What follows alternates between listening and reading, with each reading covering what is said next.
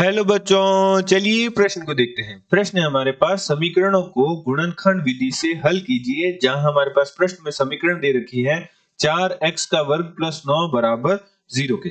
चलिए सर्वप्रथम हम प्रश्न के लिए मुख्य अवधारणा लिखते हैं। मुख्य अवधारणा मुख्य अवधारणा में हम एक सूत्र का अध्ययन करेंगे जो कि कुछ इस प्रकार है कि a का वर्ग माइनस बी के वर्ग के हमारे पास गुणनखंड होते हैं a माइनस बी गुणा a प्लस बी।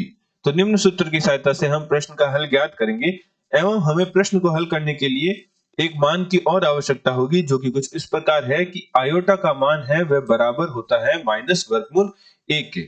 यदि हम आयोटा का वर्ग ज्ञात करना चाहें तो माइनस 1 का वर्गमूल का वर्ग करेंगे तो हमारे पास प्राप्त होगा माइनस 1, अर्थात आयोटा के वर्ग का मान है वह बराबर होता है माइनस 1 के।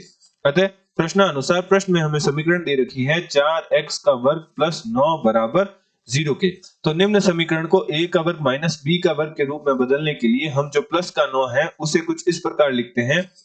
जो हमारा 4x का वर्ग है उसे तो हम लिख सकते हैं 2x का वर्ग एवं प्लस 9 को हम लिखते हैं माइनस 3 आयोटा का वर्ग बराबर 0। हमने 3 आयोटा का वर्ग क्यों लिखा?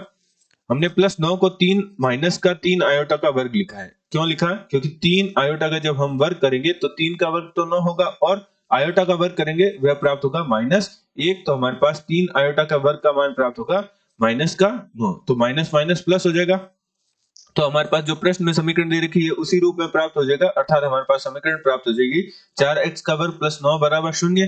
तो हमने प्लस के 9 को माइनस का 3 आयोटा का वर्ग लिखने से जो हमारा समीकरण है वह a का वर्ग माइनस b के वर्ग के रूप में बदल गया। तो हम a minus b a plus b के सूत्र की सहायता लेंगे और a है उसे 2x और b है उसे 3 आयोटा मानते हुए हल करेंगे। तो हमारे पास प्राप्त होगा 2x माइनस 3 आयोटा और 2x प्लस 3 आयोटा बराबर 0। जहां से हम कह सकते हैं कि जो 2x माइनस 3 आयोटा है वह भी 0 के बराबर है और 2x प्लस 3 आयोटा है वह भी 0 के बराबर है। तो x का मान निकालते हैं तो 2x बराबर 3 आयोटा, जहां से हमारे पास x का मान प्राप्त होगा 3 आयोटा बटे 2। इसी प्रकार हम x का मान निकालते हैं तो 2x बराबर माइनस 3 आयोटा, तो x बराबर हमारे पास प्राप्त होगा माइनस 3 आयोटा बटे 2। तो हमारे पास x के दो मान प्राप्त हुए, एक प्राप्त हुआ 3 आयोटा बटे 2 और दूसरा प्राप्त हुआ माइनस 3 आयोटा बटे 2।